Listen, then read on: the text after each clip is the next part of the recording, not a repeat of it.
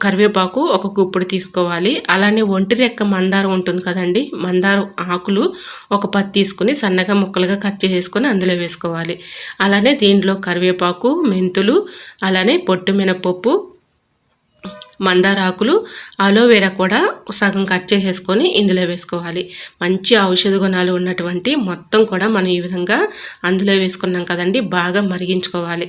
దీనిలో ఒక గుప్పుడు రైస్ కూడా వేసుకోవాలండి. రైస్ కూడా వేయటం వల్ల మనకి మంచి పోషక విలువలు ఉన్నటువంటి మంచి రైస్లో అన్ని పోషక విలువలు ఉన్నాయండి. ఎందుకంటే మన జుట్టు పెరగటానికి చాలా హెల్ప్ చేస్తుంది. సో రైస్ కూడా వేసేసి బాగా ఉడికించుకోవాలండి. ఇందులో నేను వీడియోలో చూపించిన విధంగా చూసారా, ఇప్పుడు మీకు లైవ్లో చూపిస్తున్నాను. ఈ విధంగా బాగా మరిగించుకోవాలి. కలర్ వచ్చేంత వరకు కూడా బాగా మరిగించుకొని ఇవి బాగా ఉడకాలండి. దీనిలో వేసినటువంటి ఇవన్నీ కూడా బాగా ఉడికించుకున్న తర్వాత ఇలా స్ట్రైన్ చేసేసుకోవాలి. ఎందులోకైనా ఒక